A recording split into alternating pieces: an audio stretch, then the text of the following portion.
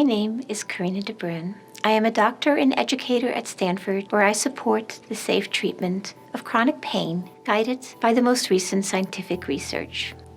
In this video, we will talk about why it's important to consider the risks of long-term prescription opioid use compared to the benefits. We are not questioning your pain. We know it is real. We want to help you manage your pain in the safest possible way. I will share examples of how to reduce your opioid risk while controlling your pain and improving your daily function. The hope is that you will feel encouraged to speak with your doctor about beginning a reduction or taper off of opioids. We will do this by following the real-life story of a young woman whom we'll call Laura. Laura's story is similar to those of many people with chronic pain. A doctor with good intentions prescribes opioids. Over time, Laura's tolerance of opioids increases and her dose increases. Eventually, she becomes dependent on them. Laura and her new doctor reconsider the risks and benefits and begin a taper off opioids at her own pace. After successfully stopping opioids, Laura and those around her find hope. Laura's story begins over 10 years ago. It started my sophomore year of college. So I was 19, and it started as just like a burning kind of pain in my lower abdomen. And I'd go to bed with it and then wake up and it's still there. Laura saw all kinds of doctors, none of whom could tell her what was wrong, and many of whom dismissed or ignored her symptoms. Finally, a neurologist made a diagnosis called chronic regional pain syndrome. She explained it to me in the best way that I had up to that point, just talking about how my brain was just in this perpetual, cycle of sending pain signals to my body. And she was kind of like, you're probably just going to have this, probably forever, and you're just going to need to learn to deal with it. The neurologist suggested healthy eating, regular movement. She also prescribed Laura's first opioids, a couple of Vicodin tablets. Laura found this prescription immediately helpful. After some time, however, her pain worsened, and a doctor added OxyContin on top. Laura's doctor's approach matches what doctors were taught about pain until the early 2000s. We were taught that prescribing opiates was the best way to treat any type of pain, that no dose was too high, and that risk of becoming addicted to opioids was very low. In short, keep prescribing because it's safe. We now know that all of that was wrong. Opioids helped Laura with her pain at first, but the risks of taking daily opioids for weeks to months are much higher than the benefits. Some of these risks include depression, lowered ability to complete daily tasks, increased pain, low testosterone levels in men, addiction, and unintentional overdose death. Often, it begins with tolerance. Tolerance is needing ever higher doses to get the same results. Once a patient develops tolerance, no amount of opioids will cover their pain in the long run. In fact, taking opioids on a regular basis can change the way the brain interprets pain, possibly making pain worse over time. This is known as opioid-induced hyperalgesia. Some patients on opioids may even experience pain where originally they had none. The pain was worse, it would come back worse. So I was definitely becoming more, sensitized. And I would feel like the medication would work better if I took it when I was laying down and just could relax all my muscles. And so that became kind of my pattern for taking the drugs, if I could, if I was at home, is to go lay down and take it. After 5 years of increasing doses, Laura's pain was no better, and her ability to function was worse. Many patients taking high doses of opioids begin spending more time in bed, less time participating in daily life. My husband would say things or he'd want me to do certain things, but then I don't know, I just could not get that motivation, like I didn't have total control of myself. Patients taking opioids regularly can also develop dependence. Opioid dependence happens when a person begins to experience physical withdrawal symptoms like pain and anxiety in between doses. This can start as early as 2 weeks into daily treatment. Patients may think this pain and anxiety is part of their original pain condition, but in fact, it is the result of withdrawal from the opioid prescription. The next opioid dose becomes very effective at relieving the withdrawal symptoms, so at some point, Laura, like many other patients on chronic opioids, began medicating dependency rather than treating the underlying condition. Taking an opioid prescription for a long time can also lead to addiction in 1 out of 4 patients. A patient is considered addicted to opioids when they find themselves having compulsive cravings for the opioid, significant workplace or relationship consequences due to opioid use, or an inability to control the amount used. We call those the 3 C's. It is important to note that many things play a role in addiction, including genetics, having a psychiatric condition, childhood trauma, and amount of opioid prescribed. And it is not the fault of the patient. Having an addiction is a devastating but treatable medical condition outside what we can cover in this video. If you think you might be addicted, do contact your doctor. Laura was dependent but not addicted.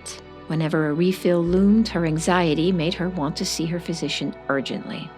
I knew that I was dependent. Like if I was ever close to running out, it's like I would get that motivation to go drive all the way out to where he was. But I didn't really feel like I was super emotionally dependent on them because I always took them how I was prescribed to take. So it wasn't ever like scary in that way. The treatment for prescription opioid tolerance, dependence, or mild addiction is called tapering. Tapering off of opioids means slowly reducing the dose a little bit at a time. Allowing your body to readjust in between dose reductions should lessen withdrawal symptoms while bringing you to a safer dose level, or ideally, coming completely off of opioids. So I was terrified because the pain it felt a little bit different. Like I felt like it kind of changed. It was still like burning, but this was more like of an intense gripping, like all through the muscles. But I was just so scared. I just felt like, well, there's no way I can do that. Like I'm barely able to function in life as it is. I don't want to be on these. Like I know they're not good for me. Laura and her new doctor began her taper when they determined the negative impact of Laura's opioid use had become worse than any of the intended benefits. The thought of opioid tapering can understandably cause anxiety. To many patients, it may feel that opioids keep their pain from being even worse. But just as our bodies develop tolerance to opioids over time, we can also lose tolerance over time. We recommend that with the help of your doctor, you reduce your dose at no faster than 10% of the starting dose every 3 to 5 weeks. We also encourage you, the patient, to go at your own pace, just as Laura did. It's okay to take breaks in the taper, but going backwards should be avoided. I did keep decreasing, but had to go much slower. And it was like a balance between that and, how I was feeling mentally. The experience of tapering will differ for each person. Every time you go lower, it is possible to get some symptoms of opioid withdrawal, which can be uncomfortable. Symptoms can range from nausea and diarrhea to irritability and insomnia, in addition to the pain and anxiety. What is really important for you to remember, though, is that this is not the pain you will have to live with off of opioids. It is pain that happens because of the taper, also called opioid withdrawal mediated pain. Indeed, studies and Laura's story show that we can be very hopeful that once you're all the way off of opioids, your ability to function and quality of life will get better, while pain will be no worse than before you began tapering opioids. It took Laura 2 years to eliminate opioids with the help of her doctor, a supportive therapist, and different ways of managing her pain. Once you've considered your risks and benefits of opioid use and decided to begin a taper, it is important to surround yourself with support, whether from your doctor, loved ones, a self-help group, or a pain psychologist, and to learn other ways to manage pain. Today, we have many more types of treatments available to us for controlling pain: non-opioid medications, local injections, among others. Self-care is also very important. Slowly increasing physical activity, prioritizing a full night's sleep, listening to daily guided meditations, and practicing mindfulness can all help reduce the sensation of pain. One technique is the mindfulness acronym STOP. Stop, take a breath, observe how you feel, and proceed mindfully.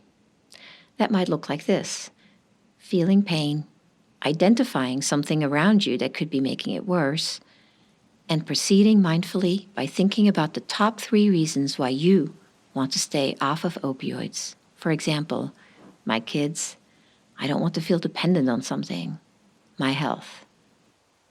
Another pain management strategy that worked for Laura is known as radical acceptance.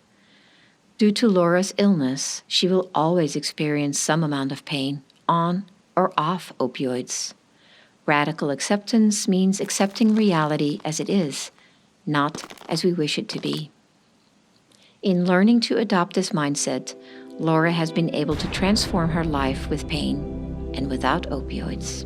I've made a lot of progress in this past year. I've been rating my pain every day, and I've been saying like 4 to 5, which is actually good for me. I'm scheduling more, definitely more proactive, and my goal is to just have those become habits and just more automatic for me. And my husband now is he's very hopeful with the positive changes that I'm making. He's a lot more hopeful. He talks about traveling, and also we have 1 child now, and we've always wanted to have more kids. Deciding to taper off opioids is one of the hardest things Laura ever had to do. But in the end, she feels like she got her life back, and that is the ultimate goal. In this video, we have reviewed how to consider your risk versus benefit for continued use of an opioid prescription, how to recognize when you've developed tolerance, dependency, or addiction, how to do a slow taper so your body can adjust to lower opioid doses and potentially come off opioids altogether, what to expect during a taper, and examples of additional pain management exercises for during and after the taper. What happened to Laura is a story all too common. Reassured by well-meaning doctors and fearful of life without them, Laura drifted through years of her life dependent on opioids. Maybe parts of Laura's story sound familiar. What happened to Laura can happen to anyone prescribed opioids for the long term. It takes a lot of courage to start a taper, but most patients can be successful with the help of their doctor and support of their loved ones. Please take this information and discuss your thoughts and wishes with your doctor so they can help you manage your pain in the most effective and safest way possible. I wish you success and good health. A special thank you to Dr. Anna Lemke, the course director and content author of the Tapering Patients Off of Chronic Opioid Therapy course, from which these patient education materials were inspired. For more information on the course, please visit the Stanford Center for Continuing Medical Education online courses page at cme.stanford.edu.